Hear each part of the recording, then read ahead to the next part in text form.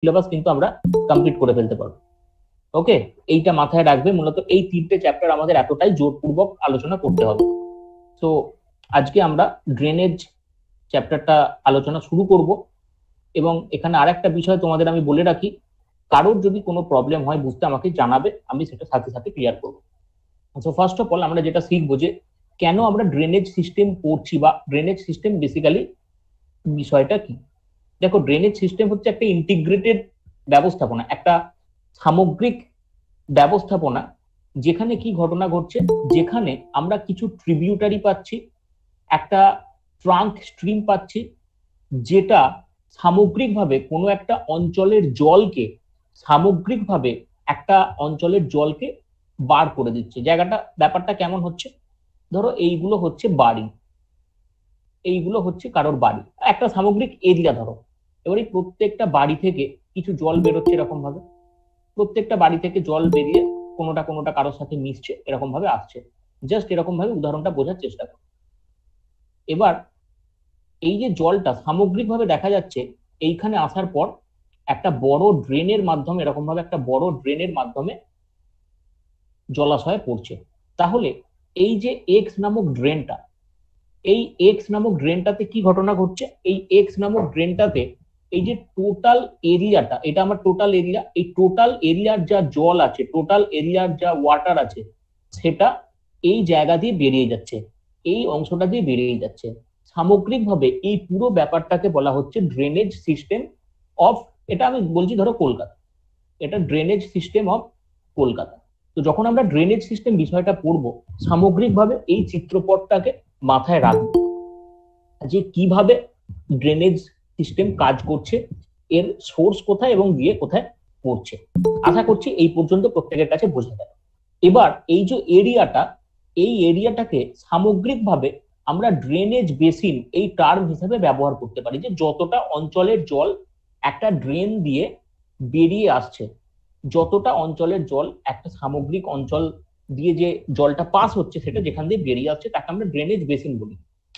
তোমরা through out the class দেখতে পাবে বিভিন্ন ধরনের ড্রেনেজ বেসিন নিয়ে আমরা কথা বলছি, Godavari basin, Ganga river basin, এইরকম বিভিন্ন বিষয় নিয়ে আমরা আলোচনা করছি। এটা তোমরা ডেফিনেটলি দেখতে পাবে, তখন এই বিষয়টা বুঝতে অনেকটা সুবিধা হবে। নেক্সট আমরা দেখব যে এই যে রিভার আমি বলছি, রিভার কাকে বলে।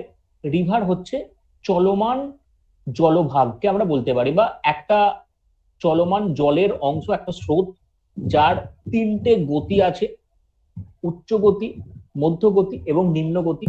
এই তিনটে ধরনের গতি এখানে আমরা দেখতে পাই, তাকে জেনারেলি নদী বলি। তো একটা নদী তৈরি হতে গেলে, একটা নদী থাকতে হলে কিছু নির্দিষ্ট নিয়ন্ত্রক আমার প্রয়োজন হয়। সেই নিয়ন্ত্রকগুলো কি কি? এক নাম্বার হচ্ছে লিথোলজি, এটাকে সহজ ভূগোলের ভাষায় বললে বলা যায় রক স্ট্রাকচার, বা কোন জায়গা দিয়ে যে এটা প্রবাহিত হচ্ছে তার শিলার গঠন কেমন। যদি এই শিলার গঠনটা কঠিন হয় তাহলে আমরা নদীর গঠন একরকম পাবো, যদি শিলার গঠনটা কোমল হয় বা সফট রক হয় তাহলে আমরা গঠনটা অন্যরকম পাবো। যদি কঠিন শিলার ওপর দিয়ে নদী গঠিত হয় সেক্ষেত্রে আমরা দেখব কি, সেক্ষেত্রে নদীর গভীরতা খুব বেশি হবে না, কারণ নদী সেক্ষেত্রে ডাউন কাটিং করতে পারবে না, নদী সেক্ষেত্রে তার যে ইরোশন, তার যে ক্ষয়, সেই জিনিসটা বেশি করতে পারবে না। অন্যদিকে নদী যদি কোমল শিলার উপর দিয়ে প্রবাহিত হয়, নদীর এই কোমল শিলার উপর দিয়ে প্রবাহিত হলে যে ঘটনাটা ঘটবে সেটা হচ্ছে নদী নিম্নক্ষয় এবং সব থেকে বড় কথা পার্শ্বক্ষয়টা বেশি করবে, নিম্নক্ষয়ের থেকেও পার্শ্বক্ষয়টা বেশি করবে। কেন? কারণ এই শিলাটাকে সহজে ক্ষয় করে দেওয়া যায়। দেখবে যাদের মন কোমল হয়, যারা খুব সফট হার্টেড হয়, তাদের অতি সহজেই কাঁদিয়ে দেওয়া যায়। যারা সফট হার্টেড হয় তাদের অতি সহজেই মনে ব্যথা দেওয়া যায়। আর যারা খুব রাফ এন্ড টাফ হয়, যারা মনে করে না, কারোর কোনো কথায় কিছু মনে করে না, তাদেরকে কিছু বললেই তোমার কিছু তার যায় আসে না। ব্যাপারটা হচ্ছে জীবনের সাথে এরকম, খুব রিলেটেবল জিনিসটা। নেক্সট আমরা কি দেখবো, যে স্লোপ অফ দ্য ল্যান্ড, অর্থাৎ ভূমিভাগের ঢাল। ভূমিভাগের ঢাল একদম পাতি একটা জিনিস। কেমন জিনিসটা? ধরো একটা সিম্পল জিনিস দেখো, আমি দুটো ভূমি এখানে আঁকছি, এই একটা ভূমিভাগ তোমরা দেখতে পাচ্ছ, এইরকম একটা ঢাল আছে, এই একটা ঢালযুক্ত অঞ্চল, আর একটা ভূমিভাগ হচ্ছে এইরকম, এই হচ্ছে একটা ভূমিভাগের ঢালযুক্ত অঞ্চল। এবার এই যে দুটো ভূমিভাগ, এই দুটো ক্ষেত্রে কিন্তু আমরা দুই ধরনের অবস্থান দেখতে পাবো। দুই ধরনের অবস্থানটা কিভাবে দেখতে পাবো স্যার? দুই ধরনের অবস্থানটা দেখো, খুব ভালোভাবে একটা জিনিস লক্ষ্য করো এখানে। যখন এইখান দিয়ে নদীটা প্রবাহিত হবে এরকম করে, এই নদীর ক্ষেত্রে নদীর স্পিড কিন্তু অনেকাংশে বেশি হবে। কেন? কারণ এই যে অ্যাঙ্গেলটা, এই যে কৌণিক মানটা এক্স ডিগ্রি, এটার পরিমাণ অনেকটা বেশি, এটা অনেকটা খাড়াই। কিন্তু যখন নদীটা এই জায়গা দিয়ে প্রবাহিত হবে তখন কি হবে? তখন এই যে স্পিড, নদীর স্পিডটা তুলনামূলক অনেকটা কম হবে। কেন? কারণ এই যে খাড়াই বা এই এক্স ডিগ্রি অ্যাঙ্গেলের পরিমাণটা অনেক কম হবে। সুতরাং আমরা এইরকম আলোচনা করতে গেলে দুটো দিকের কথা বলতে পারি। যেমন ভারতবর্ষের ওয়েস্টার্ন সাইডে এই দিকে নদী প্রবাহিত হয়েছে, এখানে কে? এটা হচ্ছে নর্মদা। আর পূর্ব দিকে প্রবাহিত হয়েছে গোদাবরী, মহানদী, এই নদীগুলো প্রবাহিত হয়েছে। তোমরা দেখবে আমি তোমাদের ফিজিওগ্রাফি পড়ানোর সময়, আমি দুজনদেরই ফিজিওগ্রাফি পড়িয়েছি, বারবার একটা কথা আমি উল্লেখ করেছি। সেই কথাটা কি? যে আমাদের পশ্চিম দিকের যে নদী আছে নর্মদা নদী, এই নর্মদা নদী কিন্তু বদ্বীপ তৈরি করেনি। কারণ হচ্ছে তার গতিপথে প্রচন্ড স্পিড আমরা দেখতে পাই। এবং তার কারণ কি? তার কারণ হচ্ছে পশ্চিমঘাট পার্বত্য অঞ্চলের স্লোপটা খুব খাড়াই। অন্যদিকে আমরা যদি দেখি যে পূর্বঘাট পার্বত্য অঞ্চলের গোদাবরী, মহানদী, এই যে নদীগুলো প্রবাহিত হয়েছে, পূর্বঘাট পার্বত্য অঞ্চলটা কিন্তু এই রকম টাইপের স্লোপে গঠিত। যে কারণে আমরা দেখতে পাই যে স্লোপ অফ দ্য ল্যান্ড নদীর প্রবাহ পথকে বা নদীর প্রবাহকে অত্যন্ত ভাবে নিয়ন্ত্রণ করে। ঠিক। নেক্সট আমরা কি দেখবো? Quantity of flowing of water, অর্থাৎ নদীর জলপ্রবাহ কতটা হচ্ছে, নদী কতটা জল প্রবাহিত করতে পারছে। এই বিষয়টা কেমন? এই বিষয়টা হচ্ছে, ধরো আমরা দু ধরনের নদী ব্যবস্থা দেখতে পাই, একটা হচ্ছে নিত্যবহ আর একটা হচ্ছে অনিত্যবহ। এবার তোমরা চিন্তা করো, যে নদীগুলো নিত্যবহ সেই নদীগুলোর চরিত্র কেমন হয়? সেই নদীগুলো সারা বছর জল প্রবাহ করতে পারে, সেই নদীগুলোর ওয়াটার ভলিউম, জল পরিমাণ, মানে জল প্রবাহের পরিমাণ অনেক বেশি থাকে। এটা একটা ব্যাপার হয়। যেমন গঙ্গা, আমরা সিন্ধু দেখতে পাই, ব্রহ্মপুত্র দেখতে পাই, কারণ সেগুলো কিসের জলে পুষ্ট? সেগুলো হিমবাহের যে বরফ গলা জল তাতে পুষ্ট। কিন্তু এই যে অনিত্যবহ নদীগুলো, এই অনিত্যবহ নদীগুলো বেসিক্যালি কি হয়? এরা বৃষ্টির জলে পুষ্ট হয়। ঠিক অভিজিৎ, একদমই তাই। এরা বৃষ্টির জলে পুষ্ট হয়। তো বৃষ্টির জলে পুষ্ট হওয়ার ফলস্বরূপ যেটা দেখতে পাওয়া যায়, এদের সারা বছর জল থাকে না। সারা বছর যেহেতু জল থাকে না, সেহেতু এখানে ঘটনা ঘটে কি, একমাত্র বৃষ্টির সময়তে এদের হঠাৎ করে একটা ব্যাপক পরিমাণ জল চলে আসে। একটা ব্যাপক পরিমাণ জল চলে আসে। তো ব্যাপক পরিমাণ জল চলে আসার ফলেতে কি হয়? ব্যাপক পরিমাণ জল চলে আসার ফলেতে সেই সময়টাতে দেখা যাচ্ছে যে জলের একটা ব্যাপক ফ্লো আছে। সেই সময় জলের পরিমাণ বেশি, কিন্তু সারা বছর থাকে না। নদীর প্রবাহ পথে এই নিত্যবহতা বা অনিত্যবহতা, এটাও কিন্তু একটা গুরুত্বপূর্ণ প্রভাব বিস্তার করে। এবং বেসিক্যালি একটা কথা তোমাদেরকে এখানে শিখিয়ে রাখি, কারণ ভূগোল অলওয়েজ শেখার জিনিস পড়ার থেকেও, যে যখন আমরা এই শব্দটা ব্যবহার করবো যে এই অনিত্যবহ নদী, মাথায় রাখবে যে এই অনিত্যবহ নদীগুলোর ক্ষেত্রে কিন্তু বন্যা অনেক সময় আমরা বেশি দেখতে পাই। কেন বলতো? কারণ ধরো এই অনিত্যবহ নদী দিয়ে সারা বছর জল নেই, ফলে নদীর যে তোমার নাব্যতা সেটা অত্যন্ত কম থাকে। হঠাৎ করে প্রচন্ড জল চলে এলে জল দুকুল ছাপিয়ে চলে যায় এবং বন্যা সৃষ্টি করে। এই ব্যাপারটা কিন্তু আমি তোমাদের প্রত্যেককে মাথায় রাখার জন্য বলবো। অনিত্যবহ নদীগুলোর জলের স্পিড বেশি নয়, কারণ অনিত্যবহ নদীগুলো কোথায় কোন ঢালে আছে সেটা দেখতে হবে। অনিত্যবহ নদীর সাথে জলের স্পিডের ডাইরেক্ট রিলেশন নয়, তোমাকে দেখতে হবে নদীর স্লোপ কেমন আছে। ঠিক। এবং অনিত্যবহ নদীতে সারা বছর জল থাকে না, সুতরাং স্পিড বেশি হওয়ার স্বাভাবিক নয়। একমাত্র বৃষ্টি যখন প্রচুর পরিমাণে হবে তখন এই জিনিসটা আমরা দেখতে পাবো। ওকে, একদমই তাই অভিজিৎ, একদমই ঠিক কথা। নেক্সট আমরা কি দেখবো? নেক্সট আমরা দেখবো period of time of flow. দেখো, এই period of time of flow মানে হচ্ছে কনস্ট্যান্ট কতটা সময় ধরে জলটা প্রবাহিত হচ্ছে। এখানেও কিন্তু আমরা যে পয়েন্টটা আগে আলোচনা করলাম তাকে রিলেট করতে পারি। এখানে আমরা একটা জিনিস আলোচনা করব, যে ধরো একটা নদী প্রবাহিত হচ্ছে, তার এই ফ্লোটা বা তার এই যে প্রবাহটা, সেটা আমরা কিসের উপর নির্ভর করে মাপবো? একটা পার্টিকুলার পয়েন্ট অফ টাইমে, ধরো একটা পার্টিকুলার পয়েন্ট অফ টাইমে কোনো একটা জায়গা দিয়ে, কোনো একটা নদী দিয়ে কতটা পরিমাণ জল বেরিয়ে যাচ্ছে এই পার্টিকুলার টাইমে। যেমন তোমরা পুলিশের মাঠ হয় জানো তো, ফিজিক্যাল এফিসিয়েন্সি টেস্ট, হ্যাঁ স্যার। ওই তখন দেখবে একটা মাথায় লাগিয়ে দেয়, কিছু কিছু ক্ষেত্রে একটা গেট থাকে, সেই গেটটা দিয়ে গলতে হয়, যে ওই গেটটা একবার গলে গেল মানে একটা রাউন্ড কমপ্লিট হলো। তো ওই পার্টিকুলার টাইমে কোনো একটা জায়গা দিয়ে নদীতে কত কিউসেক বা কত কিউমেক জল বেরিয়ে যাচ্ছে, সেটা হচ্ছে নদীর রিভার ফ্লো ভলিউম। এবং এর ভিত্তিতে একটা কোয়েশ্চেন আছে WBCS এ, আমাদের যে ব্রহ্মপুত্র নদী আছে, এই ব্রহ্মপুত্র নদীর এই রিভার ভলিউম সব থেকে বেশি। ঠিক আছে, ব্রহ্মপুত্র নদীর সব থেকে বেশি। আচ্ছা, আমি আরেকটা তোমাদেরকে রিকোয়েস্ট করব যে তোমরা কেউ বুঝতে না পারলে আমাকে সাথে সাথে জিজ্ঞাসা করো। তো আশা করছি এই অংশ পর্যন্ত কি তোমাদের প্রত্যেকের কাছে ক্লিয়ার আছে? আমাকে একটুখানি জানাও, মাইক ওপেন করতে হবে না, যেহেতু অনেকজন আছে, জাস্ট টেক্সট করো, আমি প্রত্যেকের দেখতে পাবো। আচ্ছা, অভিজিৎ, অদিতি, অনামিকা, দীপান্বিতা, সুতপা, শ্রাবণী, প্রগতি, সালমা, দিব্যানী, শিবশঙ্কর, ওকে, ক্লিয়ার আছে। চলো, no issues Kartik, no issues, সব হয়ে যাবে, কোনো অসুবিধা নেই। তোমার টার্গেট 900+ আমি করেই ছাড়বো। নেক্সট আমরা যেটা দেখব সেটা হচ্ছে কিছু টার্ম আমাদেরকে শিখতে হবে, যেগুলো আমরা অনেকে জানি, কিন্তু কিছু কিছু জিনিস আমাদের মাঝে মাঝে গুলিয়ে যায়। একটু জাস্ট দেখে নেবো। ফার্স্ট অফ অল হচ্ছে পেরিনিয়াল রিভার। আমি এটা এতক্ষণ বলছিলাম, এই পেরিনিয়াল রিভারকেই আমরা বাংলাতে বলছি নিত্যবহ নদী। অর্থাৎ যে নদীগুলোতে সারা বছর জল থাকে, যে নদীগুলো কেবলমাত্র বৃষ্টির জলে হয় না, যে নদীগুলো কেবলমাত্র বৃষ্টির জলে পুষ্ট নয়, সেই নদীগুলোকে আমরা কি বলছি? সেই নদীগুলোকে আমরা নিত্যবহ নদী বলছি। যেমন হিমালয়ান যে ড্রেনেজ সিস্টেম, সম্পূর্ণ হিমালয়ান যে রিভার্স গুলো আছে, সেগুলো নিত্যবহ নদী হিসাবে আমরা বলতে পারি। নেক্সট কি? নেক্সট আমরা পড়বো এফেমেরাল রিভার, বা একে আমরা বলতে পারি ক্ষণস্থায়ী নদী। অর্থাৎ কোনো জায়গাতে যেখানে নদী ব্যবস্থা খুব খারাপ, যেখানে নদী মানে জল বেরিয়ে যাওয়ার জন্য খুব একটা বেশি কিছু নেই, ঠিক আছে, সেই রকম জায়গাতে কি ঘটনা ঘটে, হঠাৎ করে প্রচন্ড বৃষ্টি হলে আমরা দেখবো যে সেখানে সাময়িক একটা নদীর মতো অবস্থা তৈরি হয়েছে। ওই যে বিশাল পরিমাণ জলটা হয়ে গেল, ওই জলটা বেরিয়ে যাওয়ার জন্য, ঠিক, বিশাল পরিমাণ জলটা যেটা আছে সেটা বেরিয়ে যাওয়ার জন্য একটা নদী সাময়িকভাবে ফর্ম করে, যেটা পাঞ্জাবে তোমরা দেখবে একটা শব্দ আমরা ব্যবহার করি চোস বলে। ঠিক আছে, এটা হচ্ছে সাময়িক নদী, একে বলা হয় এফেমেরাল রিভার। ঠিক, এটা একদমই তাই না। লুনি এফেমেরাল রিভার নয়, লুনি হচ্ছে তোমার কি বলবো, অন্তর্দেশীয় নদী, যেটা দেশের মধ্যে উৎপন্ন হয়ে দেশের মধ্যেই শেষ হয়েছে। ঠিক আছে, লুনিকে ঠিক এফেমেরাল রিভার সবসময় আমরা বলতে পারি না। ঠিক আছে।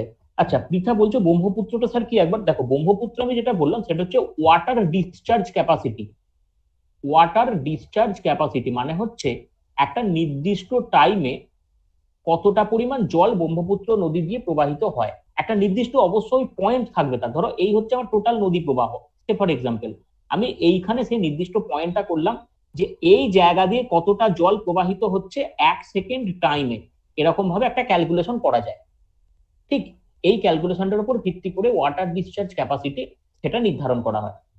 আশা করছি বুঝতে পারলে পৃথা। হ্যাঁ পৃথা, আশা করছি বুঝতে পারলে। ইনল্যান্ড রিভার হবে লুনি, অবশ্যই ইনল্যান্ড রিভার হবে।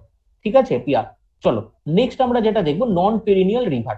নন পেরিনিয়াল রিভার মানে কি? সিম্পল, নিত্যবহর উল্টোটা অনিত্যবহ। যেখানে সারা বছর জল আমরা দেখতে পাই না, যে নদীতে সারা বছর জল থাকে না। কেন থাকে না? তার কারণ সিম্পল, কারণ এগুলো বরফ গলা জলে পুষ্ট নয়। এগুলো যদি বরফ গলা জলে পুষ্ট না হয় তাহলে কিসের জলে পুষ্ট? না, এগুলো বৃষ্টির জলে পুষ্ট। বৃষ্টির জল যখন হয় তখন এগুলোতে ম্যাক্সিমাম জল থাকে, এবং এগুলোর ক্ষেত্রে দেখা যায় ছোট ছোট কোনো লেক থেকে উৎপাদিত হয়, মানে উৎপাদিত বলাটা ভুল, উৎপন্ন হয়। আচ্ছা, শ্রাবণী বাসু একটা এক্সিলেন্ট কোয়েশ্চেন করেছো তুমি, যে হ্যাঁ অর্পিতা সাউথের নদীগুলো। আমি শ্রাবণীর কোয়েশ্চেনটা আগে আনসার দিই। শ্রাবণী এক্সিলেন্ট একটা কোয়েশ্চেন করেছে যে এফেমেরাল রিভার আর নন পেরিনিয়াল রিভারের মধ্যে পার্থক্য কি। দেখো, এফেমেরাল রিভার গুলো হচ্ছে কোনো নদী নয়। এফেমেরাল রিভার গুলো কোনো নদী নয়, মানে নদীর প্রবাহের জন্য যে নির্দিষ্ট নদী খাত প্রয়োজন হয় যেখান দিয়ে জলটা প্রবাহিত হয় সেরকম নয়। এটা হঠাৎ করে কি হলো, হঠাৎ করে দেখবে আমাদের বাড়িতেও, যাদের বাড়িতে মাটির উঠোন আছে, দেখবে প্রচন্ড বৃষ্টি হলে জল বার করার জন্য কোদালে করে একটুখানি খাত করে দেওয়া হয়, কোদালে করে একটুখানি কেটে দেওয়া হয়। ঠিক আছে, যেখান দিয়ে জলটা বেরিয়ে যায়। কোথাও জল জমা হয়ে গেলে একটুখানি কোদালে করে একটা খাত করে দেওয়া হয় যেখান দিয়ে জলটা বেরিয়ে যায়। এই এফেমেরাল রিভার হচ্ছে সেই তার চরিত্র। ঠিক আছে, এটা সাময়িক, এটা হঠাৎ করে প্রচন্ড বৃষ্টি হয়েছে তাই জলটা বেরিয়ে যাওয়ার জন্য এরকম একটা নদী খাত তৈরি হয়ে গেল। এবার আমরা যদি নন পেরিনিয়াল রিভার গুলোকে দেখি, এদের কিন্তু ডাইরেক্ট এরকম কোনো ব্যাপার নয়, এদের প্রমিনেন্ট রিভার কোর্স আছে। এদের প্রমিনেন্ট রিভার কোর্স আছে। এদের যে উৎপত্তি সেটা বৃষ্টির জলের উপর নির্ভরশীল, ঠিক কথা, কিন্তু এদের নদী হওয়ার যে চরিত্র, এই নদী হওয়ার চরিত্রগুলো কিন্তু এদের আছে। এদের নদীর খাত আছে, সেখান দিয়ে জল প্রবাহিত হয়। এই জল প্রবাহিত হওয়ার পরিমাণটা কখনো কম কখনো বেশি হয়। কেন কখনো কম কখনো বেশি হয়? তার কারণ এরা বৃষ্টির জলের উপর নির্ভরশীল। নন পেরিনিয়াল মানে এমন নয় যে পুরো ড্রাই। তুমি এক্ষুনি আমার সাথে তর্ক করলে, স্যার আপনি তো বলেছেন ড্রাই থাকবে, বৃষ্টি যখন হয় না, তাহলে চলুন এখন বৃষ্টি হচ্ছে না, দেখবো মহানদী শুকনো কিনা। মহানদীতে যদি 1 হাঁটু জল থাকে, স্যার আপনি ভুল পড়ান, এটা আমি বলবো, এটা এবিপি আনন্দ দিয়ে প্রচার করবো, স্যার ভুল শিখিয়েছে। একদম অজয়, দামোদর সব নন পেরিনিয়াল রিভার বলা যেতে পারে। ঠিক, আশা করছি তোমাদের প্রত্যেকের কাছে আমি এই পর্যন্ত ক্লিয়ার করতে পারলাম, এই টার্ম গুলো ক্লিয়ার করতে পারলাম একদম। চলো, কারোর কোনো অসুবিধা নেই। আচ্ছা, নেক্সট আমরা দেখবো কি, নেক্সট আমরা আরো কিছু বিষয় আলোচনা করব, যেমন হচ্ছে ক্যাচমেন্ট এরিয়া আর হচ্ছে ড্রেনেজ বেসিন। দেখো, ক্যাচমেন্ট এরিয়া আর ড্রেনেজ বেসিন অ্যাকচুয়ালি মোটামুটি একই ধরনের জিনিস, ঠিক আছে। এবার এই ক্যাচমেন্ট এরিয়া কাকে বলা হয়? ক্যাচমেন্ট এরিয়া হচ্ছে যেখান থেকে কোনো একটা পার্টিকুলার রিভার যে জায়গা থেকে জলটা কালেক্ট করে, মানে তার, এই যে ধরো রিভার এক্স, এই রিভার এক্স এ যা জল আসছে, এই জলের ওয়াটার সোর্সটা, এই রিভারের ওয়াটার সোর্সটা, টোটাল যে জায়গাটা, যে অংশ থেকে কালেক্ট করছে, তাকে বলা হচ্ছে ক্যাচমেন্ট এরিয়া। আর ড্রেনেজ বেসিন কোনটা? ড্রেনেজ বেসিন হচ্ছে একটা নদী এবং তার যে ট্রিবিউটারি গুলো আছে, সেটা যতখানি এরিয়া নিয়ে আসছে। একটা নদী যে ট্রিবিউটারি তার আছে, মানে ট্রিবিউটারি মানে হচ্ছে উপনদী, এই সামগ্রিক এরিয়াটা, দুটোর মধ্যে পার্থক্য একটুখানি ছোট, সেটা কি, কোথা থেকে জল কালেক্ট করছে সেই এরিয়াটা।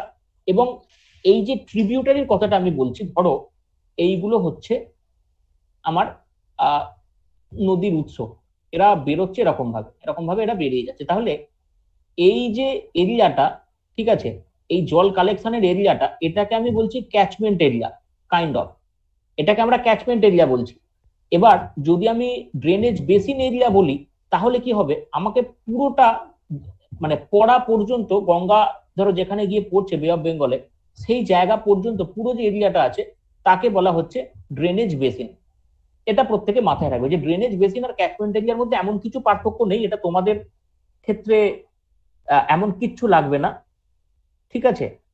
এটা পরীক্ষার পার্সপেক্টিভে কোয়েশ্চেন এরকম আসবে না যে তোমাদের বিশাল মাথা ঘামাতে হবে, কিন্তু জাস্ট বিষয়টা বুঝে রাখো, কারণ তোমাদের কনসেপ্টটা ক্লিয়ার হওয়া দরকার।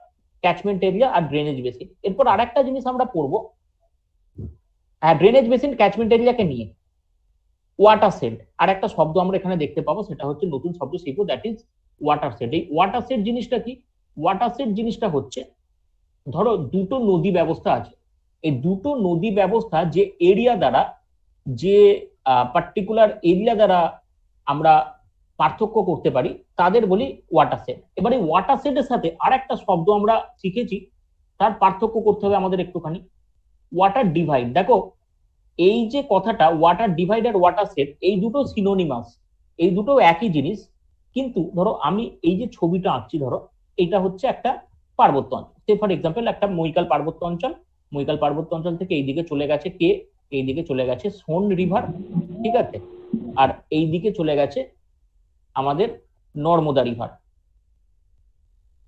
এইদিকে চলে গেছে নর্মদা রিভার, তাই তো। এবার এই অংশটাকে আমি একটা ওয়াটার ডিভাইড হিসেবে কল্পনা করতে পারি, এই যে অংশটা হচ্ছে ওয়াটার ডিভাইড হিসেবে কল্পনা করলাম। এবার এই সেম জিনিস, সেম ঘটনা, ধরো একটা বিশাল পার্বত্য রেঞ্জ আছে, ঠিক আছে, একটা বিশাল পার্বত্য রেঞ্জ আছে, যেমন আমরা দক্ষিণ পূর্ব যে আমাদের অংশ, দক্ষিণ পূর্ব নয়, দক্ষিণের দিকে, মানে পূর্ব দিকে নর্থ ইস্টার্ন ইন্ডিয়াতে যে হিমালয়ান রিজিয়ন আছে, নাগা হিল, বড়াইল হিল, ওই জায়গাতে আমরা কিছু ক্ষেত্রে দেখতে পাবো যে এরকম এই যে ওয়াটার ডিভাইড যেটা আমরা বলছি, সেটা অনেকটা অংশ জুড়ে বিস্তার লাভ করছে। মানে এই যে একটা পার্বত্য অঞ্চল আছে, এই পার্বত্য অঞ্চলের এই দিকে কিছু নদী গেছে, এই দিকে কিছু নদী গেছে, তখন এটাকে আমরা পার্টিকুলার ওয়াটার ডিভাইড বলবো না, তখন এটাকে আমরা বলবো ওয়াটার শেড। যখন এই সামগ্রিক এরিয়াটার কথা আমরা তুলনা করব, সামগ্রিক এরিয়াটাকে বলবো ওয়াটার শেড। যখন পার্টিকুলার একটা পার্বত্য অঞ্চল বা একটা কোনো উঁচু স্থান এইরকম আমরা আলোচনা করব, এইরকম আমরা তুলনা করব, তখন তাকে আমরা বলবো একটা ওয়াটার ডিভাইড। আমি কি প্রত্যেকের কাছে পৌঁছতে পারলাম? প্রত্যেকের কাছে ক্লিয়ার হলো ব্যাপারটা? হ্যাঁ স্যার। একদম। চলো, তাহলে এরপর আমাদের নেক্সট কি আছে, একদম নেক্সট আমরা দেখবো একটু ক্লাসিফিকেশন। আপনি বলবেন ওয়াটার ডিভাইডটা। হ্যাঁ, ওয়াটার ডিভাইডটা বলবো, ডেফিনেটলি বলবো। স্যার স্যার এটা বাংলা একটুটা বলবেন, আমি বুঝতে পারলাম না। দেখো, বাংলা বলতে দুটোকেই আমরা বলতে পারি জল বিভাজিকা, ঠিক আছে? দুই জল বিভাজিকা? হ্যাঁ, দুটোকেই আমি জল বিভাজিকা বলতে পারি। এবার শোনো, এই বাংলা করাটা এখানেই চাপ। জল বিভাজিকা জিনিসটা কেমন? জল বিভাজিকা জিনিসটা হচ্ছে একটা অঞ্চল যেটা দুটো নদীকে বা দুটো জলের সোর্সকে ডিভাইড করে। বিভাজন মানে তো মানে ডিভাইড করা, তাই না? সেম জিনিস, এটা বোঝো, ডিভাইড করা আর বিভাজন করা। আমি যখন একটা পার্টিকুলার এরিয়া ধরছি, এই ছোট ভাবে ধরো, জাস্ট একটা ছোট এরিয়া, এরিয়াল এক্সটেনশনটা যখন ছোট হয়, একটা পাহাড়ি অঞ্চল বা কোনো একটা ডোম, একটা উচ্চ পার্বত্য অঞ্চল, দুদিকে দুটো নদী চলে যাচ্ছে, তখন এই জায়গাটাকে আমি বলছি কি, এই জায়গাটাকে আমি বলছি আমার ওয়াটার ডিভাইড। এবার এই সেম জিনিস বা সেম ঘটনা ধরো একটা লং স্ট্রেচে চলছে, একটা অনেক বড় এরিয়াল এক্সপ্যানশন তার আছে, তখন এই বড় এরিয়াল এক্সপানশনটাকে বোঝানোর জন্য, ঠিক, তখন আমরা তাকে বলছি ওয়াটারশেড। এটা এরিয়াল ডিফারেন্সিয়েশন, আর কিচ্ছু না। আশা করছি তোমরা বুঝতে পারলে, ঠিক আছে? হ্যাঁ স্যার, হ্যাঁ। ওকে, চলো এরপর আমরা দেখব যে এই ড্রেনেজের ক্লাসিফিকেশনটা কি আছে। ক্লাসিফিকেশন অফ ড্রেনেজটা অত্যন্ত গুরুত্বপূর্ণ, এটা মাথায় রাখবে। আমরা ভারতবর্ষের যে নদী ব্যবস্থা পড়বো, এই নদী ব্যবস্থা অনুসারে আমরা কতগুলো কিভাবে ভাগ করতে পারি। দেখো, প্রথম আমরা যে ভাগটা করবো সেটা হচ্ছে ওরিয়েন্ট টু দা সি, অর্থাৎ সমুদ্রে যাওয়ার নিয়ে, বেসিন এরিয়ার সাইজ নিয়ে, আর তাদের সোর্স বা তাদের চরিত্র নিয়ে। তো প্রথম যে জিনিসটা আমরা দেখবো ওরিয়েন্টেশন টু দা সি হিসাবে, আমরা দেখবো একদিকে আমরা আরবিয়ান সাগরে পতিত নদী পাচ্ছি, একদিকে বে অফ বেঙ্গলে পাচ্ছি। আরবিয়ান সাগরে পতিত নদী কোনটা? যেমন হচ্ছে নর্মদা। বে অফ বেঙ্গলে পতিত নদী কোনটা? যেমন হচ্ছে গঙ্গা। হ্যাঁ, সিম্পল উদাহরণ। ওকে, এইটা মিটে গেল এই ক্লাসিফিকেশনটা।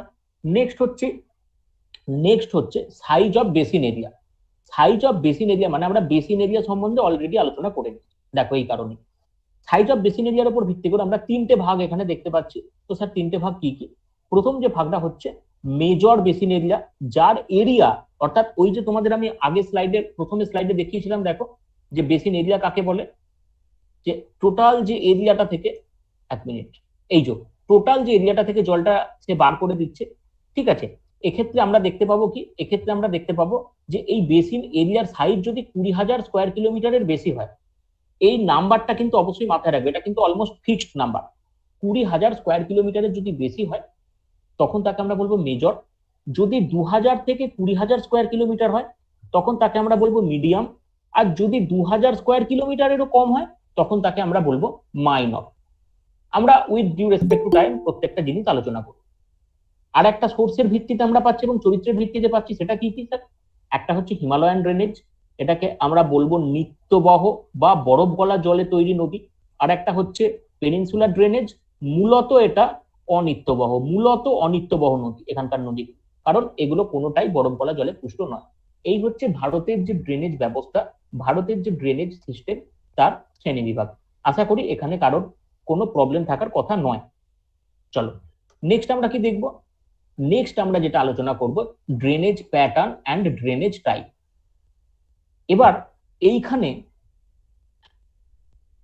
ড্রেনেজ ড্রেনেজ এরিয়া আর drainage basin, Abhijit, drainage basin আর ড্রেনেজ এরিয়া দুটোকে সেম তোমাকে দেখতে হবে কোন পার্সপেক্টিভে তুমি ব্যবহার করছো। ভাই দেখো, ড্রেনেজ বেসিন মানে হচ্ছে, দেখবে কথাটা ড্রেনেজ এরিয়া কিন্তু বলে না, কথাটা এইরকম আমরা ব্যবহার করি যে ড্রেনেজ বেসিন এরিয়া।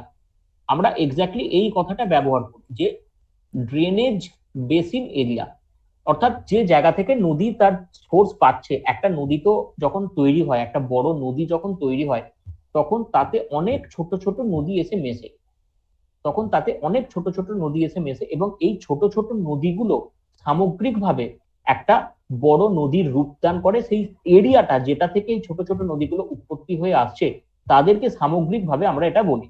আশা করছি তুমি বুঝতে পারলে আমি কি বিষয়টা বললাম। যদি না হয় আমাকে জানিও আবার। আচ্ছা, এরপর আমরা দেখবো ড্রেনেজ প্যাটার্ন আর ড্রেনেজ টাইপ। দেখো, এই ড্রেনেজ প্যাটার্ন আর ড্রেনেজ টাইপ বিষয়টা হচ্ছে, যখন এই প্যাটার্ন শব্দটা ব্যবহার করবে, যারা আমার স্টুডেন্ট আগের আছো, আগে আমাকে দেখেছো, তারা জানো যে প্যাটার্ন শব্দটা আমি সর্বদা বলি এটার সাথে একটা জিওমেট্রির সম্পর্ক আছে বা জ্যামিতির সম্পর্ক আছে। ঠিক আছে, আমরা জিওমেট্রিক্যাল শেপ নিয়ে আলোচনা করি,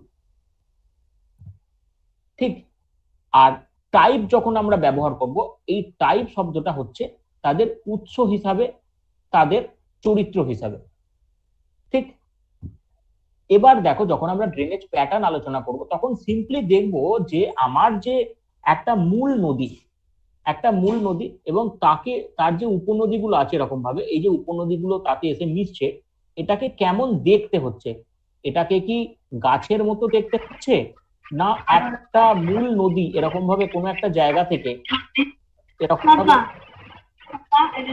আচ্ছা প্লিজ মাইকটা বন্ধ করো ভাই, কার মাইকটা অন আছে প্লিজ বন্ধ করো। এরকম একটা জায়গা থেকে, একটা কেন্দ্র থেকে নদী এরকম চারিদিকে ছড়িয়ে যাচ্ছে, যেমন মৈকাল পার্বত্য অঞ্চল। মৈকাল পার্বত্য অঞ্চলের ক্ষেত্রে দেখো, মৈকাল পার্বত্য অঞ্চল আমরা এই মাত্র একটু আগেই দেখলাম, যে আমি তোমাদের দেখালাম একদিকে আমরা দেখতে পাচ্ছি সোন যাচ্ছে, একদিকে নর্মদা যাচ্ছে, আবার এইদিকে আমরা মহানদীকে পাবো, এইরকম একটা ব্যাপার থাকছে। তাহলে এইরকম ভাবে কেন্দ্র থেকে ছড়িয়ে যাচ্ছে, এইরকম যে ক্ষেত্রগুলো হয় সেগুলোকে আমরা বলছি ড্রেনেজের প্যাটার্ন। আর ড্রেনেজের টাইপ কি?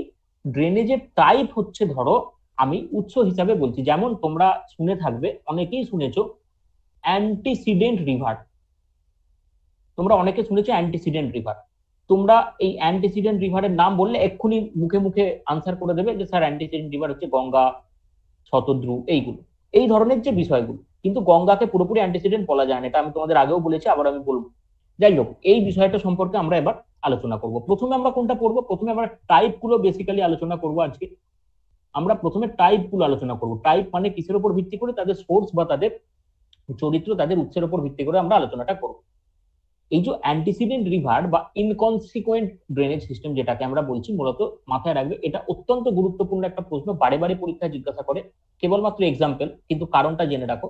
আমরা সেই সমস্ত নদীকে অ্যান্টিসিডেন্ট রিভার বলবো যারা হিমালয় পার্বত্য অঞ্চল তৈরি হওয়ার আগে থেকে আছে, যারা হিমালয় পার্বত্য অঞ্চল ওই নদীর গতিপথে বাধা সৃষ্টি করে থাকলেও তাকে তোয়াক্কা না করে ক্ষয়ের মাধ্যমে, অর্থাৎ হিমালয় পার্বত্য অঞ্চলকে কেটে প্রবাহিত হয়েছে।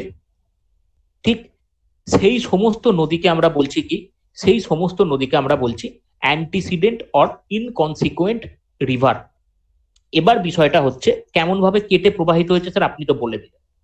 দেখো, আমরা পড়েছি ভারতের ভূপ্রকৃতি পড়তে গিয়ে যে পাকিস্তানের এবং ভারতের বুঞ্জির কাছে সিন্ধু নদী 5431, যদি খুব ভুল না হয় এরকম একটা ভ্যালু আছে, সামথিং আমার খেয়াল পড়ছে না এই মুহূর্তে, একটা গর্জ তৈরি করেছে, তাই তো? একটা গর্জ তৈরি করেছে, এবং এই গর্জটাতে কি দেখা যাচ্ছে? এই গর্জটাতে দেখা যাচ্ছে সিন্ধু নদী হিমালয়কে কেটে প্রবেশ করেছে। অর্থাৎ একটা পাহাড়ি অঞ্চলের মাঝখান দিয়ে নদী কিভাবে প্রবাহিত হয়, ধরো এইটা পাহাড়ি অঞ্চল, আর আমার নদী হচ্ছে কোনটা? আমার নদী এখান দিয়ে প্রবাহিত হচ্ছে। তাহলে এই যে পাহাড়ি অঞ্চল, এই দিকটা এবং এই দিকটা দুটো বড় বড় মানে উঁচু স্থান আছে। ঠিক, এবার এই জায়গা দিয়ে যখন প্রবাহিত হচ্ছে, দেখো এইখান দিয়ে নদীটা প্রবাহিত হতো প্রথমে এরকম ভাবে, ডাউন কাটিং করে করে আজকে নদীটা এই জায়গায় এসছে, এবং এইটাই হচ্ছে আমি যেটা বলতে চাইছি, বুঞ্জির কাছে ইন্দাস গর্জ তৈরি করেছে। তেমন আমরা আর একটা গর্জের নাম পাই, দিহাং গর্জ, তোমরা নিশ্চয়ই নাম শুনেছো, দিহাং গর্জ। এইরকম ভাবে আমরা দেখতে পাচ্ছি যে নদী হিমালয় পার্বত্য অঞ্চলকে কেটে প্রবাহিত হয়েছে। কারণ কি? কারণ হচ্ছে সেই জায়গাটাতে নদীর গতিপথে বাধা সৃষ্টি করেছিল হঠাৎ করে উত্থিত হওয়া হিমালয়। তো নদী তখন তাকে বলে, কে রে তুই, আমার সামনে তুই বাধা সৃষ্টি করবি? আমি তোর আগে থেকে আছি, আমি পাড়ার দাদা, বলে হিমালয়কে চড় মেরে কেটে দিয়ে চলে গেল। এই হচ্ছে গল্প। এই সমস্ত নদীগুলোকে আমরা বলছি অ্যান্টিসিডেন্ট রিভার। এটা মাথায় রাখবে যে পাড়ার দাদা হচ্ছে অ্যান্টিসিডেন্ট, পূর্ববর্তী, বহুদিন থেকে আছে। ক্লাসে ফেল করা ছেলে থাকে দেখবে, 5 বছর ধরে ফেল করা, সিনিয়র হয়ে গেছে, সিনিয়র থেকেও সিনিয়র হয়ে গেছে, এরকম লোকজন থাকে। তারা দেখবে সবাইকে চর চাপ্পড় মারে, ছোটবেলায় স্কুলে দেখেছি আমরা, কলেজের ক্ষেত্রেও তাই, এইরকম লোক আর কি। আচ্ছা, এবার আমাকে নবাব জিজ্ঞাসা করছে স্যার গর্জটা কি? দেখো, গর্জ সিম্পলি মনে রাখো এরকম ভাবে যে গর্জ হচ্ছে নদীর ক্ষয়কার্যের ফলে গঠিত হওয়া একটা ভূমিরূপ। নদী যখন পার্বত্য অঞ্চল দিয়ে প্রবাহিত হয় তার নিম্নক্ষয় করে, এবং নিম্নক্ষয় করার ফলেতে যে গভীর উপত্যকা তৈরি করে, যেটা আমি এঁকে দেখালাম এই মাত্র, সেই ধরনের গভীর উপত্যকাকে বলে গর্জ। এবং যার দুটো উদাহরণ আমি দিলাম নবাব, একটা হচ্ছে ইন্দাস গর্জ যেটা সিন্ধু নদী তৈরি করেছে, আর একটা হচ্ছে দিহাং গর্জ যেটা ব্রহ্মপুত্র নদী তৈরি করেছে।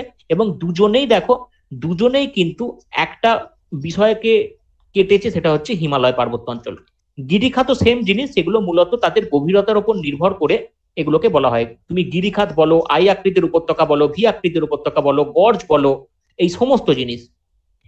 ঠিক আছে, আশা করছি তোমরা প্রত্যেকে বিষয়টা বুঝতে পারলে। নেক্সট আমরা যে জিনিসটা দেখব সেটা হচ্ছে কি কনসিকুয়েন্ট রিভার। কনসিকুয়েন্ট রিভার মানে কি? কনসিকুয়েন্ট রিভার মানে হচ্ছে যে নদীগুলো ঢাল অনুসরণ করে, যে নদীগুলো ঢাল অনুসরণ করে। অর্থাৎ আমার কোনো একটা, সবগুলো একই না, সবগুলো এক নয় স্বাগতা, এগুলো তাদের গভীরতার ওপর নির্ভর করে হয়। ঠিক আছে, হ্যাঁ, রেকর্ড পাওয়া যাতে যায় সেই চেষ্টাই আমি করেছি ভাই। তোমাদের তো আমি গ্রুপের মিটিং এ বললাম যে তোমরা আমার যে কথাটা আমি বলেছি একটুখানি মাথায় রেখো। ঠিক আছে, দেখো আমার কোনো একটা অঞ্চল আছে, এই অঞ্চলের যে ঢাল, প্রকৃত যে ঢাল, জেনারেল স্লোপ, তাকে ফলো করলে তাকে আমরা কি বলবো? Consequent river. আমার এখানে যে ছবিটা আছে, এই ছবিটাতে তোমরা লক্ষ্য করো একটা নদী আসছে এই রকম ভাবে। এই যে নদীটা, আমার ঢাল কোন দিকে আছে? আমার ঢাল হচ্ছে, ভূমির ঢাল হচ্ছে এইটা, কিন্তু ভূমির ঢাল বরাবর কিন্তু দেখো প্রবাহিত হচ্ছে, ভূমির ঢাল বরাবর প্রবাহিত হচ্ছে এই যে নদীটা। এইটাকে সেই জন্য আমি বলছি কি কনসিকুয়েন্ট রিভার। এইটাকে সেই কারণে আমি বলছি অনুগামী নদী। এটাকে বাংলায় কি বলা হয় বলতো? এটাকে বাংলায় বলা হয় অনুগামী নদী। কথায় বলে না, আমরা দাদার অনুগামী, আমরা দিদির অনুগামী, মানে দাদা যেদিকে যায় সেদিকে আমি যাব, দিদি যেদিকে যাবে সেদিকে আমি যাব। দিজ আর দা অনুগামী নদী। এটা যেন প্রত্যেকের কাছে ক্লিয়ার থাকে। যেমন হচ্ছে গোদাবরী, কৃষ্ণা, কাবেরী, ভারতবর্ষে অলমোস্ট দক্ষিণ ভারতের নদীগুলোকে আমরা অনুগামী নদী বলতে পারি। কারণ কি? তারা দেখো পশ্চিমঘাট পার্বত্য অঞ্চলের পূর্ব দিকে উৎপত্তি লাভ করেছে, এবং পশ্চিমঘাট পার্বত্য অঞ্চলের যে ঢালটা, সেটা আমরা পড়েছি যে কি হয়েছে, সেটা লাভা স্তরের সাথে সাথে পূর্ব দিকে ক্রমশ ঢালু হয়েছে, এবং সেই কারণে গোদাবরী, মহানদী, প্রত্যেকটা নদী কিন্তু পূর্বঘাট পার্বত্য অঞ্চলের দিকে প্রবাহিত হয়েছে। থ্যাংক ইউ অর্পিতা, মানে অত্যন্ত ভালো সম্মান এটা আমার জন্য। ওকে, তো এইভাবে আমরা বলছি কনসিকুয়েন্ট রিভার। নেক্সট আমরা কি দেখবো? নেক্সট আমরা দেখবো সাবসিকুয়েন্ট রিভার। দেখো এই সাবসিকুয়েন্ট রিভারটা কি হয়, আমাদের যে মূল ঢাল থাকে, নদীর যে মূল ঢাল থাকে কোনো একটা অঞ্চলের, সেই নদীর মূল ঢাল থেকে কিছুটা অন্য দিক থেকে, মানে সেই নদীর মূল ঢালটাতে যেটা প্রবাহিত হয় সেটা তো কনসিকুয়েন্ট রিভার আমরা শিখলাম, কিন্তু সেই মূল ঢালটা ছাড়াও তার নদীর, মানে ওই অঞ্চলটা তো অন্য ঢাল থাকে, আশা করি তোমরা দেখতে পাচ্ছ ছবিটাতে। সেই ঢাল থেকে, অন্য ঢাল থেকে, এবং তুলনামূলক কম বড় যে নদী প্রবাহিত হয়, তুলনামূলক কম জলযুক্ত যে নদী প্রবাহিত হয়, তাকে বলা হয় সাবসিকুয়েন্ট রিভার। ঠিক আছে, মূলত এই জিনিসটা কেন হয়?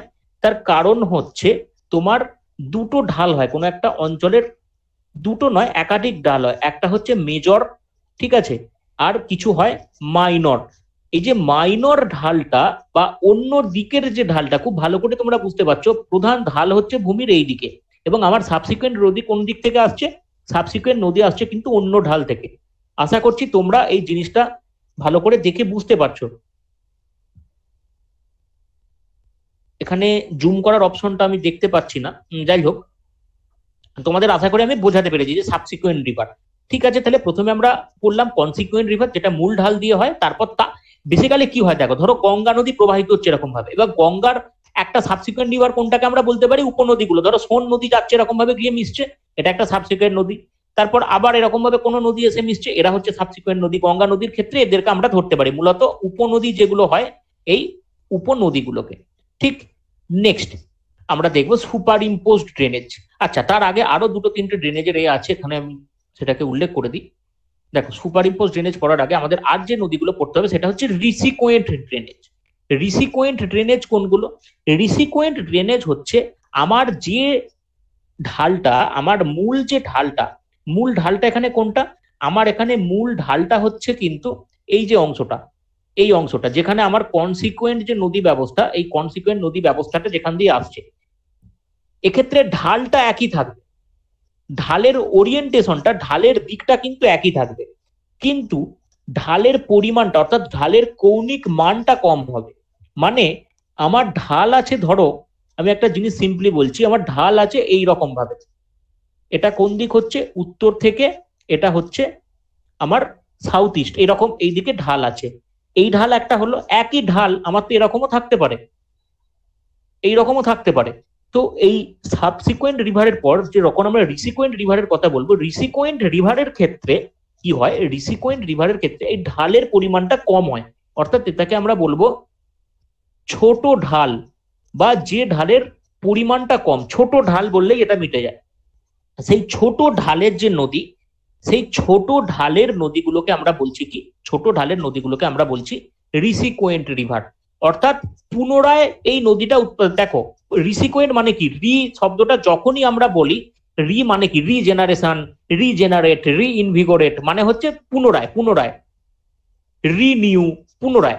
এই রি শব্দটা যেহেতু আছে, পুনরায় ওই একই ঢাল থেকে উৎপন্ন হচ্ছে, কিন্তু নদীর পরিমাণ, নদীর জলের পরিমাণ কম, নদীর খাড়াই বা স্লোপ সেটা কম হয়, নদী কম জোরে প্রবাহিত হয়, এবং আলটিমেটলি মেন নদীতে এসেই হয়তো মিশছে।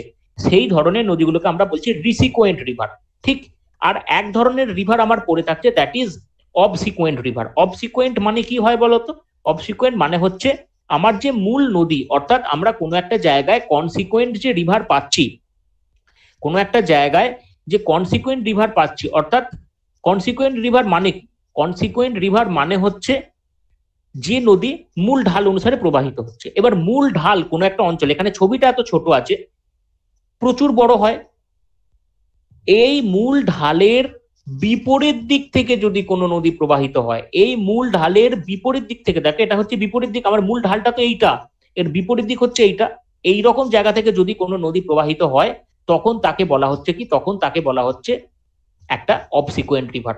নাও দ্য কোয়েশ্চেন কামস, এখন তোমাদের মনের ভেতর যে কোয়েশ্চেনটা মনে হচ্ছে যে স্যার কি সব বলছেন, একটা জায়গাতে আমরা ঢাল দেখতে পাচ্ছি একটা আছে, তাহলে কি করে অন্যদিকে হবে, কি করে না অভিজিৎ, অভিজিৎ ব্যাপারটা সেটা নয়, খাড়াইয়ের পরিমাণটাও কম হবে, ফ্লো স্লো কি করে হবে, যদি খাড়াই একই হয় স্লো হবে না বাবু।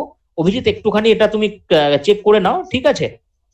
এবার হ্যাঁ, উল্টো দিকে কিভাবে পরিবর্তিত হয়, একদম তাই আমি অদিতি এটাই বলতে চাইছিলাম।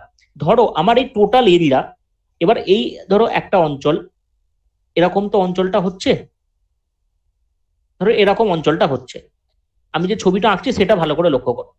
এবার একটা জিনিস তোমরা চিন্তা করো তো, আমার মূল যে নদী ব্যবস্থা, তার ঢাল হচ্ছে এই দিকে, মূল নদী ব্যবস্থার ঢাল হচ্ছে এই দিকে, এইখানে যে ঢালটা আছে সেটা অত্যন্ত ছোট, এটা এই ঢালের কাছে কিছুই নয়, কিন্তু এই ঢাল থেকে এরকম ছোট নদী প্রবাহিত হতে পারে, এই ঢাল থেকে এরকম ছোট নদী প্রবাহিত হতে পারে না, পারে না, যেটা এখান থেকে নির্গত হওয়া মেন নদীতে মিশবে, হতে পারে না, পারে না? এটা আমাকে বলো। হ্যাঁ, আচ্ছা অভিজিৎ, আমি তোমার উত্তর দিচ্ছি ভাই, আমি উত্তর দিচ্ছি তোমায়। এই রকম ভাবে যে ছোট ছোট নদীগুলো নির্গত হয়, তাদেরকে আমরা বলছি অবসিকুয়েন্ট রিভার। শুধু এইটুখানি মাথায় রাখো যে ছোট ঢালে, একটা বড় ঢালের বিপরীতে ছোট ঢাল থাকতেই পারে, এখানে ছবিটা দেখে সে তার প্রমাণ। ধরো আমি ছবিটা জানি না কতখানি তোমাদের বোঝানোর উপযুক্ত আঁকতে পারছি, ধরো এই তো, ধরো এই এইরকম একটা ক্ষেত্র আছে, এবার এই যে ক্ষেত্রটা, এই যে অংশটা, আর এই যে অংশটা, এটা তো মেন ঢাল, এই মেন ঢালে নদী প্রবাহিত হচ্ছে, কিন্তু এখানে ছোট ঢাল আছে, সেখান থেকে একটা নদী নির্গত হয়েছে, ছোট ঢাল থেকে যে নদীগুলো নির্গত, এবং তারা যদি বিপরীতে যায় তখন তাকে অবসিকুয়েন্ট বলে, মূল ঢালের বিপরীতে আমি বলছি। আর অভিজিৎ ভাই, তোমার আমি কথাটা বলি, আমি এখানে বলতে চাইছি দ্য অ্যাঙ্গেল অফ স্লোপ, স্লোপের ওরিয়েন্টেশন নয়, দ্য অ্যাঙ্গেল অফ স্লোপ। অর্থাৎ ধরো আমি এইখানে যে ছবিটা দেখালাম, এই স্লোপ অ্যাঙ্গেল দেখো, এই স্লোপ অ্যাঙ্গেল দেখো, দুটো কিন্তু সেম ঢাল, দুটো ঢাল কিন্তু সেম দিকে আছে, ঠিক আছে? অ্যাঙ্গেলের পরিমাণটা আমি বলতে চাইছি যে কত দ্রুত নদীটা আসবে এবং জলের ভলিউম সেখানে কতটা থাকবে। আশা করি আমি অভিজিৎকে বিষয়টা বোঝাতে পারলাম যে কনসিকুয়েন্ট আর রিসিকুয়েন্টের মধ্যে পার্থক্যটা কি। ওপরের দিকে যাবে না সঞ্চিতা, ওপরের দিকে নদী যাবে না ভাই, তুমি এরকম কেন ভাবছো? এটা তো বিশাল অঞ্চল, এখানে তুমি সমগ্র অঞ্চলটাকে ছবির মধ্যে দেখতে পাচ্ছ, ঠিক আছে? তুমি এখানে সমগ্র অঞ্চলটাকে ছবির মধ্যে দেখতে পাচ্ছ, কিন্তু ধরো এমন একটা অঞ্চল, আমি যদি এরকম ভাবে ছবিটাকে আঁকি, ধরো 1 মিনিট দাঁড়াও, আমি চেষ্টা করছি তোমাদের কাছে আর একটা ছবি আঁকার, আমাকে জাস্ট 1 মিনিট টাইম দাও।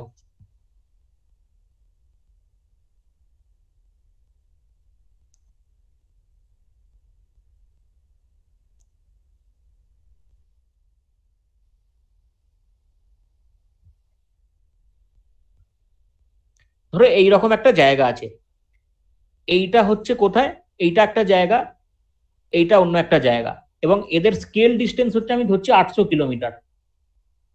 এই এক্স থেকে ওয়াই এর ডিস্টেন্স হচ্ছে 800 কিলোমিটার। এটা এবার চিন্তা করো, নেপাল হিমালয় যেমন আছে সেরকম। ধরো একটা খুব গুরুত্বপূর্ণ জিনিস এখানে নোটিস করো তো তোমরা, আমি চেষ্টা করছি আমার যতখানি ক্ষমতা বোঝানো। মূল নদীটা প্রবাহিত হবে, আমরা ঢাল তো দেখতে পাচ্ছি এইদিকে। এবার এই যে ঢালের অংশটা দেখো তো ভালো করে লক্ষ্য করো, যারা বুঝতে পারছো না তারা আমাকে 1000 বার বলবে, আমি বলেছি, কোনো অসুবিধা নেই। ঢালের এই অংশটা লক্ষ্য করো, এই যে অংশটা, এখান থেকে যে ঢালটা আমরা দেখতে পাচ্ছি, এখান থেকে কি একটা ছোট ঢালে এইরকম ভাবে সরু নদী প্রবাহিত হতে পারে না, পারে না বলো? এবং যেটা দেখা যাবে পরবর্তীতে মূল নদীতেই মিশছে, এটা পরবর্তীতে দেখা যাবে মূল নদীতেই মিশছে, গিয়ে এরকম ভাবে হয়তো নদীতে মিশবে। ঠিক এই জিনিসটা আমি বলছি, একটা বৃহৎ অঞ্চলের ক্ষেত্রে মূল নদী যেদিকে প্রবাহিত হয় তার অপোজিটে যে নদীটা প্রবাহিত হয়, এটা ছোট অঞ্চলকে কনসিডার করে নিলে বুঝতে পারবে না। তাহলে এই দাঁড়িয়ে আছে, এই দাঁড়িয়ে আছে, এটা দুজন কিন্তু দুজনকে দেখতে পাচ্ছে না, দুটো অঞ্চলকে বোঝানোর জন্য বললাম। ঠিক এই হচ্ছে তার এক উদাহরণ। ঠিক আছে, আশা করছি তোমরা বুঝতে পারলে। রিসিকুয়েন্ট এর জন্য ঢালটা কম হবে, খাড়াইটা কম হবে, একদমই তাই শ্রাবণী, এটাই হচ্ছে ব্যাপার, একদমই তাই। তুমি ছবিটা দেখো ভালো করে, তাহলে বিষয়টা বুঝতে পারবে। ঠিক আছে, ছবিটা দেখো, তাহলে এই পর্যন্ত প্রত্যেকের কাছে গিয়ে আমি ক্ল্যারিফাই করতে পারলাম? আমাকে একটুখানি তোমরা জানাও মেসেজের মাধ্যমে, আমি তাহলে পরবর্তী অংশে যাব। একদম ক্লিয়ার? ওকে, চলো, তোমাদের ক্লিয়ার থাকলেই আমার সব থেকে বেশি আনন্দ। দুর্গাপূজায় নতুন জামা হলে এত আনন্দ হয় না। আচ্ছা, এরপর আমরা কি পড়বো? এরপর আমরা পড়বো সুপার ইম্পোজড ড্রেনেজ সিস্টেম। তো স্যার সুপার ইম্পোজ ড্রেনেজ সিস্টেমটা কি? সুপার ইম্পোজ ড্রেনেজ সিস্টেমটা হচ্ছে, সুপার ইম্পোজ মানে কারোর ওপর কিছু চাপিয়ে দেওয়া হয়। দেখবে এখন অনেক মিম বেরোয়, ঠিক আছে, মিম বেরোয়, দেখবে ছবিটা, বডিটা হচ্ছে শাহরুখ খানের, আর মুখে লাগানো আছে কোনো একটা মহিলার ছবি, এরকম দেখবে বিভিন্ন ধরনের মিম বেরোয়। এই ধরনের ছবিগুলোকে সুপার ইম্পোজ ছবি বলা হয়। এবারে সুপার ইম্পোজ নদী তাহলে কি স্যার? ধরো আমাদের যে রক স্ট্রাকচার হয়, ঠিক আছে, এই রক স্ট্রাকচার কেমন হয়? এই হচ্ছে আমার একটা রক স্ট্রাকচার, এই একটা রক স্ট্রাকচার। আর এরপর কি ঘটনা ঘটছে, এই রক স্ট্রাকচারের নিচে দিয়ে, মানে এই রক স্ট্রাকচারের নিচে অন্য কোনো রক স্ট্রাকচার থাকতে পারে, সেটা হচ্ছে ধরো এইটা হচ্ছে আর একটা অন্য রক স্ট্রাকচার। এবার একটা নদী আছে, সেই নদীটা প্রবাহিত হচ্ছে কিভাবে? সেই নদীটা প্রবাহিত হচ্ছে ওপরের অংশটা দিয়ে, এই ওপরের অংশটা দিয়ে প্রবাহিত হচ্ছে, খুব ভালো কথা। প্রবাহিত হওয়ার পথে নদীটার প্রচন্ড ক্ষমতা আছে, এ কি করলো না, ব্যাপক পরিমাণে ক্ষয় করলো, ব্যাপক পরিমাণে ক্ষয় করলো। ব্যাপক পরিমাণে ক্ষয় করার ফলেতে দেখা যাচ্ছে, এই যে ধরো হলুদ অংশটা আছে, এই অংশটা ক্ষয় করে করে সে নিম্নক্ষয় বেশি পরিমাণে করার ফলেতে এই অংশটা কিছু দূর যাওয়ার পর আস্তে আস্তে ক্রমশ এটা পাতলা হতে থাকলো। অর্থাৎ এ কি করলো, এই যে দ্বিতীয় লেয়ারটা পেয়ে গেল। কারণ এই যে নদী দেখতে পাচ্ছ, এই নদীটা ক্রমশ নিম্নক্ষয় করে, তোমাদেরকে আমি একটু আগেই দেখালাম যে কোনো নদী যদি নিম্নক্ষয় করে তার উপত্যকা এরকম ভি আকৃতির হতে পারে। তো নদীর নিম্নক্ষয় যদি ভি আকৃতির হয়, তাহলে কোনো একটা নদী তার ক্ষয় করতে করতে নিচের যে শিলাস্তরটা আছে সেই শিলাস্তরকে পেয়ে যেতেই পারে, যদি তার ওপরের শিলাস্তরটা খুব বেশি চওড়া না হয়, যদি তার ওপরের শিলাস্তরটা কি হয়, নরম হয়, ভূগোলের ভাষায় যেটাকে সফট রক বলা হয়, আমি একদম বাংলায় লিখছি, নরম হয়। তাহলে নরম জিনিসকে সবাই বেশি ক্ষয় করতে পারে। তুমি বললাম উইক হার্টেড মানুষ হলে তোমায় সবাই ঝামেলা করবে বেশি, এই হচ্ছে গপ্প। এবার তাহলে এই যে নদীটা, এই নীল কালারের নদীটা দেখতে পাচ্ছ, তাহলে নীল কালারের নদীটা প্রথমে প্রবাহিত হচ্ছিল এ নামক শিলাস্তর দিয়ে, হঠাৎ করে দেখা গেল যে এই এ নামক শিলাস্তর থেকে এ এখন প্রবাহিত হচ্ছে বি নামক শিলাস্তর দিয়ে। তাহলে এবার তোমরা নিজেরা চিন্তা করো, এই নদীটার কি বি নামক শিলাস্তরের সাথে কোনো সম্পর্ক ছিল? বৈধ অবৈধ কোনো সম্পর্ক ছিল না। হঠাৎ করে দেখা যাচ্ছে বি নামক শিলাস্তরের ওপর দিয়ে তাকে প্রবাহিত হতে হচ্ছে। ঠিক? আচ্ছা কার্তিক, প্লিজ ভিডিওটা বন্ধ করুন, কারোর কি ভিডিও খোলা আছে একটুখানি দেখো তো। আচ্ছা আচ্ছা, ঠিক আছে, হ্যাঁ ওটা বন্ধ করে দাও ভাই। দেখো যেটা আমি বলছিলাম, দেখো এবার এই যে নদীটা তাহলে বিতে যখন পড়বে, তখন এই রক স্ট্রাকচারটার রেসপেক্টে এই নদীটা কি হবে, একটা সুপার ইম্পোজড হয়ে যাবে। কেন সুপার ইম্পোজ? কারণ এই রক স্ট্রাকচারটা ভাবতেই পারেনি তার উপর এই নদীটা এসে পড়বে, নদীটা এসে ঝাঁপিয়ে পড়লো বিক্রম বেতালের ওপর। এ হচ্ছে বিক্রম আর এই রক স্ট্রাকচারটা হচ্ছে বেতাল, বিক্রমের ওপর বেতাল এসে ঝাঁপিয়ে পড়লো। ব্যাস, মিটে গেল সমস্যা। আশা করি সমস্যাটা এখান থেকে তোমাদের আমি দূরীভূত করতে পারলাম, যে এই যে শিলাস্তরের যে চেঞ্জটা, এটা যে ক্ষেত্রে হ্যাঁ ওয়াটারফল হতেই পারে, ওয়াটারফল হতেই পারে, কোনো অসুবিধা নেই, ওয়াটারফল হতেই পারে। যখন এই ওয়াটারফল তো তখনই হয় যখন একটা রক স্ট্রাকচার তার উপর দিয়ে প্রবাহিত নদী যখন অপর কোনো রক স্ট্রাকচারের উপর পড়ে, তখন তাকে বলা হচ্ছে যে একটা ওয়াটারফল তৈরির সম্ভাবনা, এবং ওয়াটারফল সেখানে তৈরি হয়। ঠিক ক্লিয়ার প্রত্যেকের কাছে? আমাকে একটুখানি জানাও। ওকে, অভিজিৎ, দিব্যানী, টিনা, ওকে ওকে, চলো নেক্সট আমরা এবার দেখবো সুপার ইম্পোজ ড্রেনেজ হলো। আচ্ছা, উদাহরণ কি? আমরা উদাহরণ এইগুলো আমাদের মাথায় রাখতে হবে, তার কারণ হচ্ছে এখান থেকে উদাহরণ কিন্তু প্রচন্ড বেশি গুরুত্বপূর্ণ। যেমন হচ্ছে দামোদর, সুবর্ণরেখা, চম্বল, এরা বানাস রাজস্থানের এই নদীগুলো হচ্ছে কিন্তু এই ধরনের সুপার ইম্পোজ ড্রেনেজ সিস্টেমের উদাহরণ। ঠিক, এটা কিন্তু মাথায় রাখবে। তোমরা নোট পেয়ে যাবে, যে পুরোটা যেটা আমি দেখাচ্ছি সেটা পুরোটাই পেয়ে যাবে, কারণ লেখালেখি করার কোনো প্রয়োজন নেই। ঠিক আছে, এবার হচ্ছে রিভার বেসিন ইন ইন্ডিয়া। দেখো রিভার বেসিন অলরেডি তোমাদের আমি পড়িয়ে দিয়েছি যে বেসিন কাকে বলা হয়। এবার শুধু আমরা দেখবো যে রিভার বেসিন গুলো কি কি আছে। তো রিভার বেসিনের ক্ষেত্রে ভারতবর্ষকে আমরা মূলত তিনটি ভাগে ভাগ করেছি। সেই তিনটি ভাগ কি কি? একটা হচ্ছে মেজর রিভার বেসিন, ঠিক আছে, 20,000 স্কোয়ার কিলোমিটারের বেশি বা 20,000 স্কোয়ার কিলোমিটার। ঠিক আছে, এই রিভার বেসিন গুলো কোনগুলো? এই মেজর রিভার বেসিন গুলো স্যার কোনগুলো? আমি এখানে হাইলাইট করে দিচ্ছি, খুব ভালো করে তোমরা লক্ষ্য করো। প্রথম হচ্ছে Ganga river basin, Indus river basin, Godavari, Krishna, Brahmaputra. এই যে রিভার বেসিন গুলো আছে, এই যে অঞ্চলগুলো আছে, ঠিক আছে, এরা হচ্ছে মেজর রিভার বেসিন।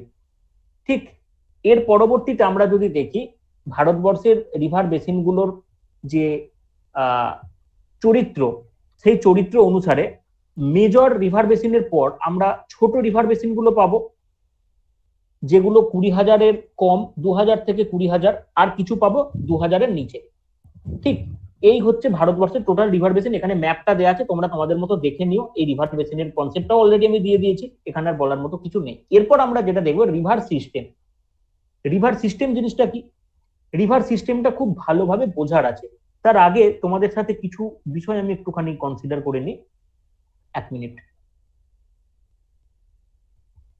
আসলে আমার আগের ল্যাপটপটাও তো নেই ভাই, যে কারণে এই ল্যাপটপটা আমার পুরনো ল্যাপটপ, যে কারণে একটু সমস্যা হচ্ছে। আমি বুঝতে পারছি তোমাদের আনকমফোর্টেবল ফিল হচ্ছে, একটুখানি কনসিডার করো আমাকেও, মানে আমিও নিরুপায় একদম। আচ্ছা, রিভার সিস্টেম, এবার এই প্রশ্নটা আসছে, হ্যাঁ কেন আমরা সিস্টেম বলবো? তোমাদের এতক্ষণ কারণ মনে হয় স্যার কেন সিস্টেম বলছেন, কেন সিস্টেম মানে কি? সিস্টেম মানে হচ্ছে যার একটা ইনপুট আছে, সে একটা প্রসেস করে। তোমরা যারা সায়েন্সের স্টুডেন্ট, যারা ফিজিক্স পড়েছো, তারা নিশ্চয়ই এই শব্দগুলো শুনেছো, বা যারা কম্পিউটার সায়েন্স পড়েছো। আর তার একটা আউটপুট আছে, এইটাকে আমরা একটা সিস্টেম বলি। ঠিক, দেখো ইনপুট কোনটা? তাহলে ইনপুট হচ্ছে নদীর উৎস। ভালো করে আমার কথাটা মাথায় ঢুকিয়ে নাও, নদীর উৎস হচ্ছে ইনপুট, যেখান থেকে নদী জল পাচ্ছে। স্যার এটা তাহলে কি কি হতে পারে? এই ইনপুটটা হতে পারে বরফ গলা জল, হতে পারে বৃষ্টির জল। ঠিক, প্রসেসটা কি হচ্ছে? প্রসেস হচ্ছে নদীর কাজ। আমরা পড়বো নদীর কাজ, আমরা কোনো সময় ফিজিক্যাল জিওগ্রাফি অংশে আলোচনা করব। নদীর কাজ, নদীর উচ্চগতি, মধ্যগতি, নিম্নগতি, এই যে কাজগুলো হয় সেই হচ্ছে প্রসেস। আর আউটপুট কোনটা? আউটপুট হচ্ছে নদী দ্বারা গঠিত ভূমিরূপ। তোমরা খাদারের কথা পড়েছো, তোমরা ভাঙরের কথা পড়েছো, তোমরা ভাবর অঞ্চলের কথা পড়েছো, তোমরা তরাই অঞ্চলের কথা পড়েছো। এইগুলো বেসিক্যালি হচ্ছে নদীর গঠিত অঞ্চল। তোমরা বদ্বীপ পড়েছো, আমরা অলরেডি আলোচনা করেছি সেগুলো। Geography is all about two making relation. আমি বারবার একটা কথা বলি, সুতরাং দেখো কোথা থেকে কোথায় আমরা রিলেট করতে পারি।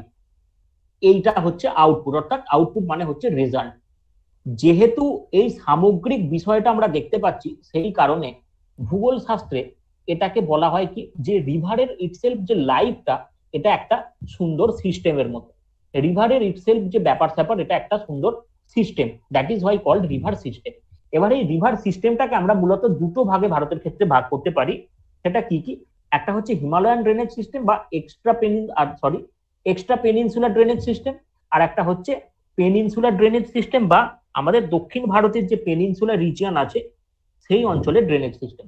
এবার হিমালয়ান ড্রেনেজ সিস্টেম বা এক্সট্রা পেনিনসুলার ড্রেনেজ সিস্টেম কোনগুলো? যেগুলো মূলত বরফ গলা জলে পুষ্ট, যেগুলো মূলত বরফ গলা জলে পুষ্ট সেগুলোকে বলা হচ্ছে হিমালয়ান ড্রেনেজ সিস্টেম বা এক্সট্রা পেনিনসুলার ড্রেনেজ সিস্টেম। আর যেগুলো মূলত বৃষ্টির জলে পুষ্ট, ম্যাক্সিমাম নদী এখানে কিন্তু বৃষ্টির জলে পুষ্ট, সেই নদীগুলোকে বলা হচ্ছে পেনিনসুলার ড্রেনেজ সিস্টেম। এবং পেনিনসুলা এক্সট্রা পেনিনসুলা আশা করছি তোমাদের কাউকে বোঝাতে লাগবে না, এটা আমরা অলরেডি বুঝেছি। স্যার রিভার সিস্টেম আর বেসিন এরিয়া কি প্রায় একই রকম? না না না, রিভার সিস্টেমটা হচ্ছে প্রোগ্রামিং বলছি, রিভার সিস্টেমটা হচ্ছে টোটাল প্রসিজারটা, মানে আমি যাকে বলছি একসাথে, ঠিক আছে? আর রিভার বেসিন এরিয়া মানে, এরিয়া মানে শব্দটাই তো ভালো করে শুনে নাও, বেসিন মানে কি বা বেসিন এরিয়া মানে কি, যে আমার একটা নদী যে আসছে সেই নদীকে যে যে জল দিচ্ছে, আমি একদম প্রথম স্লাইডে যদি যাই, একটুখানি ধীরে সুস্থে যেতে হবে আমাকে, কারণ ল্যাপটপটা আগের মতো অত ফাস্ট না।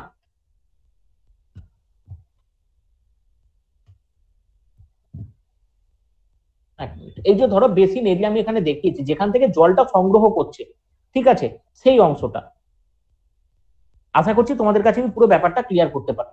তো বেসিক্যালি দেখো, ড্রেনেজ পড়তে গেলে আমি মানে একদম অনেস্ট কথা বলছি, ড্রেনেজ পড়তে গেলে যেটা আমাদের লাগে, গঙ্গা নদীর গতিপথ কোথায় আছে, কি আছে না আছে, এগুলো তোমরা বই দেখে পড়তে পারবে। কিন্তু যেটা সমস্যা হয় সেগুলো হচ্ছে ড্রেনেজের সিস্টেম গুলো নিয়ে, ড্রেনেজের প্যাটার্ন গুলো নিয়ে। আমরা মোটামুটি একটা সিস্টেম পর্যন্ত আলোচনা করলাম, আমরা পরবর্তী সময়তে ড্রেনেজের প্যাটার্ন গুলো আলোচনা করব, যে কত ধরনের ড্রেনেজ আছে। আমরা দুটো বিষয়ের কথা বলেছি, একটা হচ্ছে ড্রেনেজের টাইপ, আমরা অলরেডি টাইপ গুলো আলোচনা করলাম, অ্যান্টিসিডেন্ট, ঠিক আছে, অবসিকোয়েন্ট, তারপর হচ্ছে তোমার রিসিকোয়েন্ট, এগুলো আলোচনা করলাম। আর আমাদের বাকি থাকবে ড্রেনেজের প্যাটার্নটা। তার পরবর্তীতে আমরা কি করব না, প্রত্যেকটা নদীর বেসিক্যালি যেগুলো দরকার, আমি ধরে ধরে গঙ্গা নদীর উৎপত্তি কোথায় হয়েছে এগুলো বলবো না, জাস্ট ওগুলো ছকের মাধ্যমে তোমাদের চেষ্টা করব একটা সাম আপ ইস্যু করে দিতে। হ্যাঁ নিশ্চয়ই শ্রেয়সী ফার্স্ট স্লাইড দেখাবো। আচ্ছা সঞ্চিতা, আমি নিশ্চয়ই এটা জানিয়ে দেবো, ঠিক আছে, একটুখানি ভরসা করো। আশা করছি তোমাদের প্রাথমিক স্তরে কথার দাম আমি রাখতে পেরেছি, একটু ভরসা আমার উপরও করো তোমরা, আমি যেমনটা তোমাদের বলেছি, ঠিক আছে? আশা করছি প্রবলেম হবে না। আচ্ছা ফার্স্ট স্লাইডটা আমাকে কেউ একজন বললে, ড্রেনেজ সিস্টেমের স্লাইডটা, তো আশা করছি তোমাদের কোনো অসুবিধা হবে না, সবই জানো তোমরা। চলো, আর কিছু তোমাদের বলার নেই, তোমাদের এইটুখানি একদম সঞ্চিত, এটাই দরকার, আর কিচ্ছু চাই না। হ্যাঁ আজ ছুটি, একদম একদম অবশ্যই আজ ছুটি। ওকে, থ্যাংক ইউ এভরিওয়ান, প্রত্যেকে ভালো থাকো একদম। Good night, sir. Right, good night, good night everyone. Good night, sir. Good night, good night.